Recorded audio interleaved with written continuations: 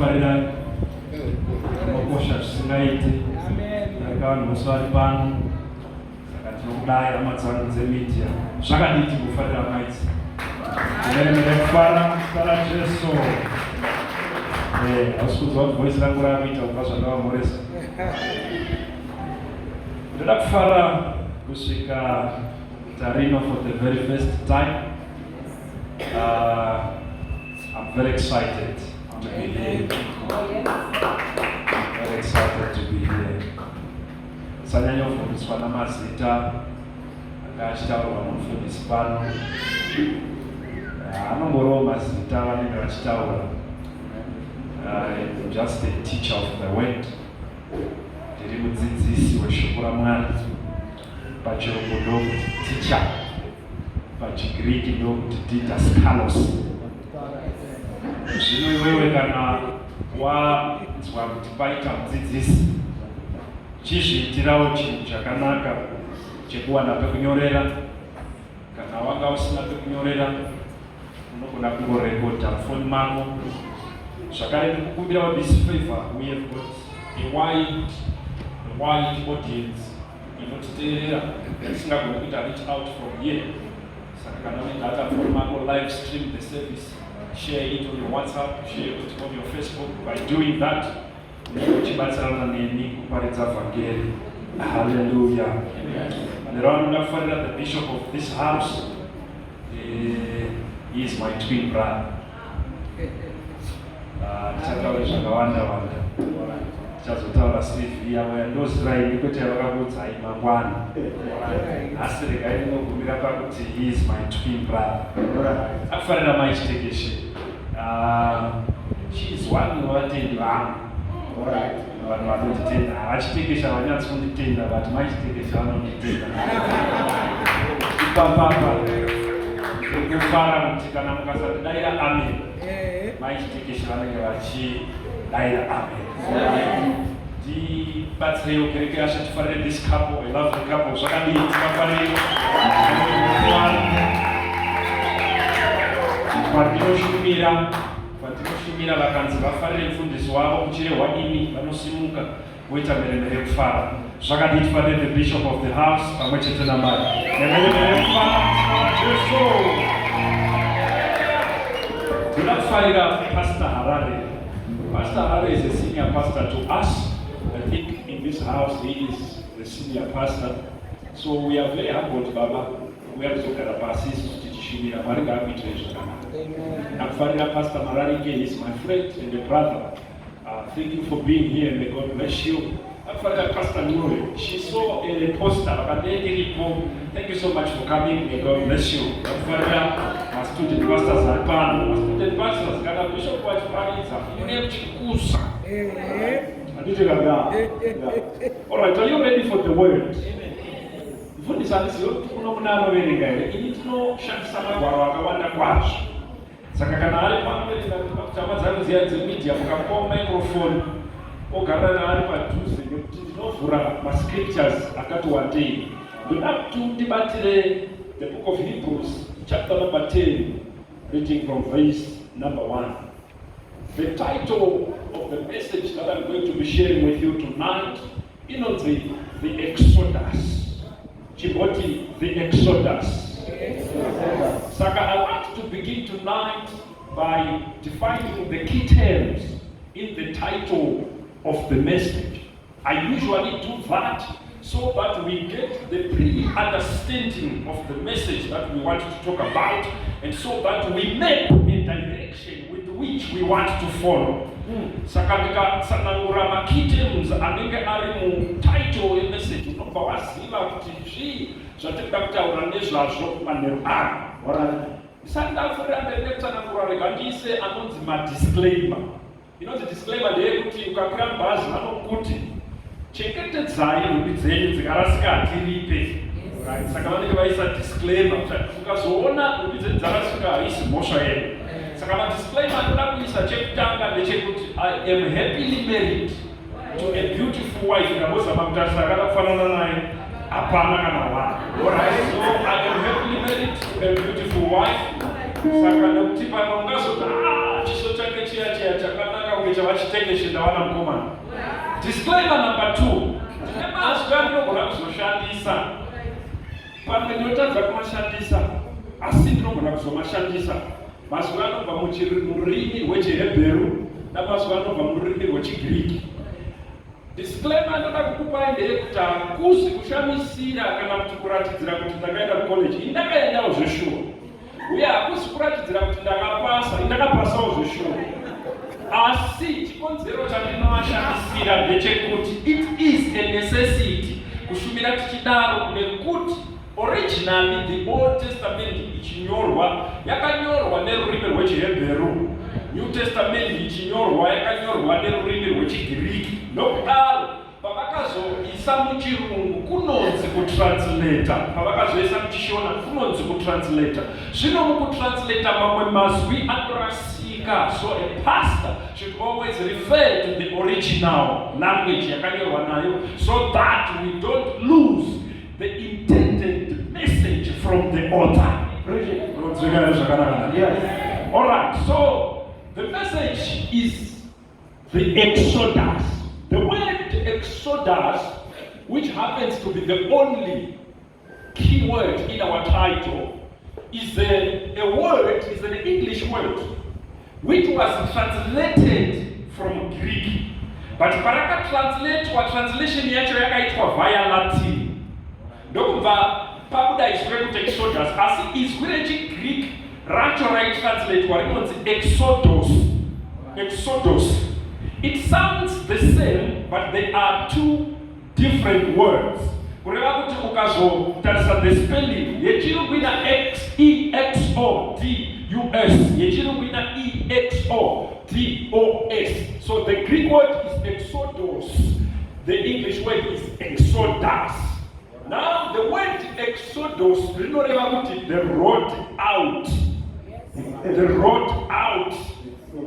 But literally, if from the English dictionary, the word Exodus rinoreva kuti a migration of mass people from one place to another. Kubuda kwevanhu vakawanda vachibva munzvimbo imwe vachiendeswa kune imwe nzvimbo. In other words, mchishona Exodus zvinoreva kuti kubuda. But ukanonotora the Greek meaning yekuti the road out, inosuggesta kuti Exodus this type of an Exodus hakuzi kungobudiswa bedzi from one place to another, but kubudiswa nasamwana ari kukubudisa.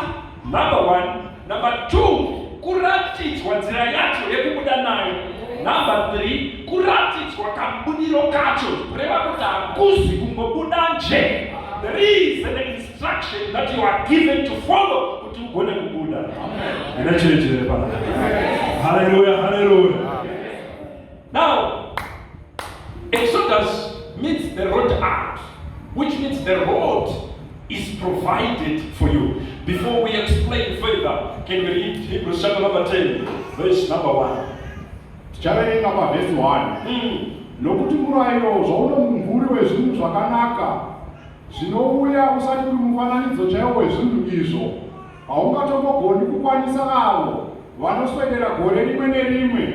Naizvozvo zvibayiro zvavanoramba vachibayira Mwari, dai zvakanga zvakadaro, zvingadai zvisina kupera kubayirwa here. Thank you. Can you read it again in English?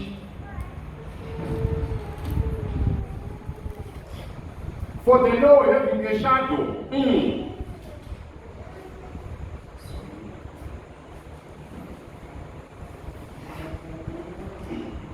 Fundisi mukaona chikepe changu pavhangeri yangu muri matoverenga handisi. For the law having a shadow of good things. The law having a shadow of good things. The law having a shadow of good things. To come. Things zvacho zvabva zvanzi to come. And not the very image. Not the very image of these things. So the law was a shadow of the things that would come, but not the very image of these things. Now, Bible vana baba nana mai ukanzwa richiti the law. The word is the. Kune vakadzidza chirungu chegrade 7 chaicho. The word the is a definite article. Chinonzi a definite article. Chinoreva kuti whatever chirikutevera chiri specific. Zoreva kuti ndikati the bus. Ndakatobvunzwa nomufundisi muri kureva ripi. Ndikati a bus, I might be referring to any kind of a bus. But ndikati the bus, ndakatobvunzwa kuti moreva kunedzwa here, kana putiko here, kana golden arrow here. Because the word the is a definite article, whatever that follows is specific. So, why the law, it is referring to a specific law. And remember, this is Hebrews in the New Testament. So, the law refer to the first 5 books of the Bible, which are Genesis, Exodus, Leviticus, Numbers, and Deuteronomy. Those first 5 books, number 1, they are called the law. Number 2, they are called the Pentateuch. It's related to Pentateuch. Kwekutanga paro kune inonzi Pent, P-E-N-T. Pent zvinongoreva kuti 5. Ndosaka shape inonzi Pentagon ine 5 sides.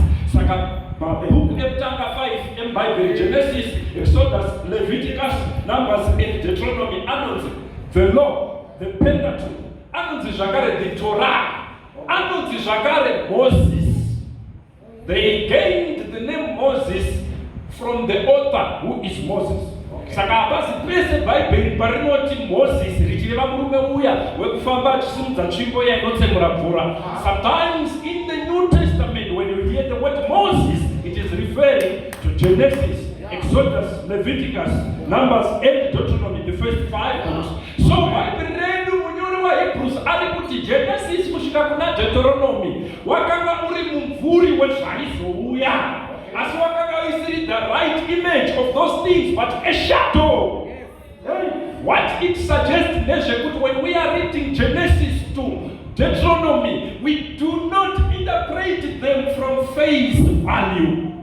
Kana tichiti face value, tikureva kuti tikaona gwai richiuraiwa, isu hatiende pamusangano tourayawo gwai, hatiite interpretation from face value, but we dig deep kuti what was there. Lamb represented. Gwai rakanga richimiririre. Chinonzi mvuri vana baba nana mai pande kufamba apa mvuri wakuri kuoneka uyu. Mvuri kunongori dark, hauna full details. You cannot explain who is Pastor Good, how does he look like from my shadow. But ndikapudikira pachena, when you look at me, you can now see the details.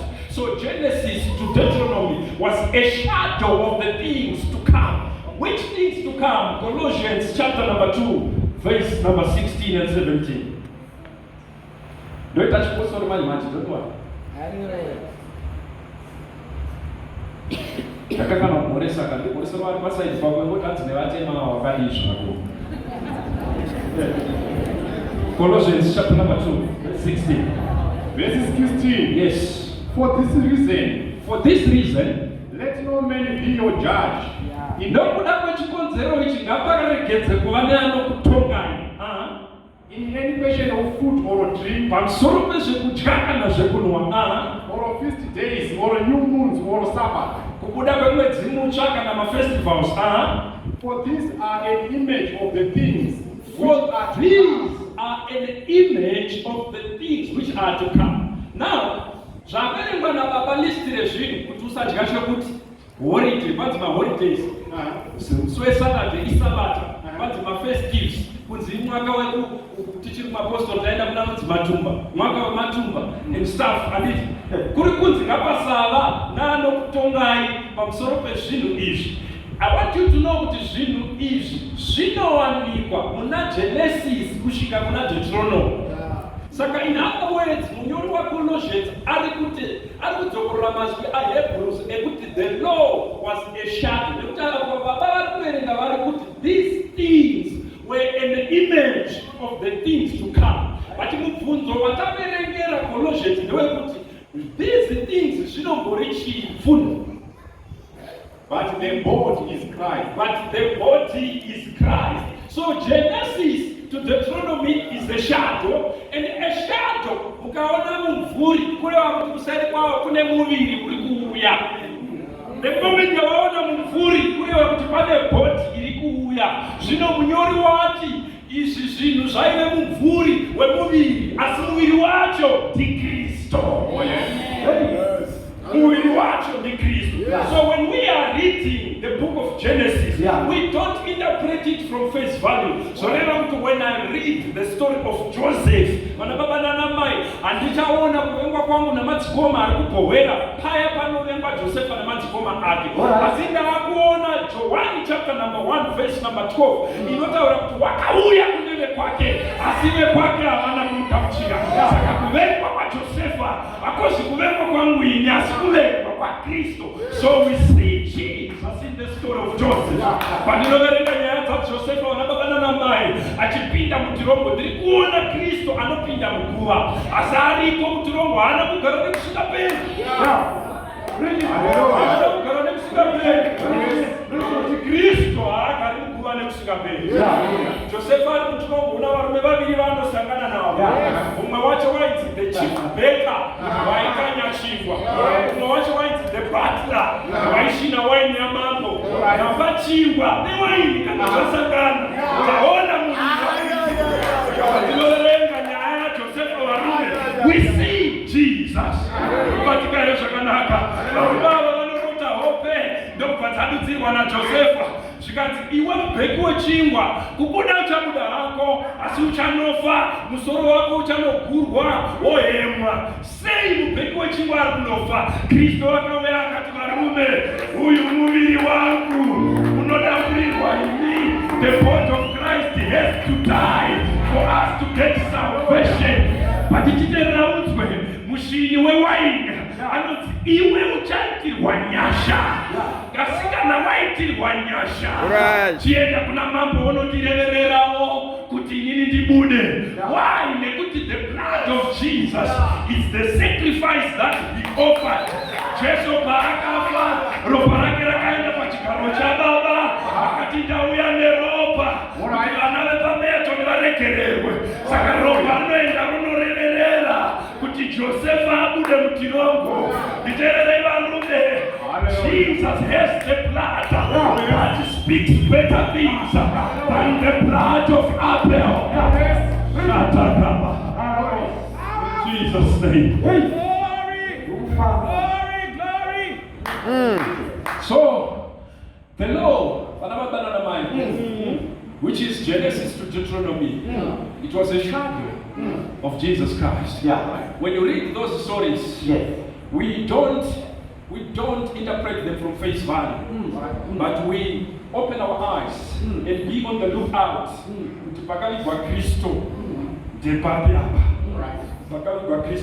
So now we need to examine the exodus of the Israelites. Exodus yama Israelites. Tinzwe kuti zvayanzi mumvuri ko kwatiri inoparedzera. Exodus yavaIsraeri zvairi mumvuri kwatiri inoparedzera. Exodus chapter number 9 verse number 1. Yorama vesa. Shatakaba. Ndoda kuti uverenge nokurumidza uwane mavhesi nokurumidza. Isitakambopinda apostoli vamugoti, saka paunenge uchiverenga unoita uchiteerera ndikakumisa umira bhozi tinoverenga tinoita yakatarwa naIsaiah inoti precept upon precept, line upon line, verse upon verse. Amen. Vhangeri yacho inofanira kubva mumagwaro. Amen. Yotenda yadzo ndabva nadzo Cape Town. Oh yes. Semushumira ndakatumwa kuzokudzira magwaro. Hallelujah. Kwete kuzokudzai nyaya asi kudzira magwaro. Saka ndinobvisa magwaro. Funda.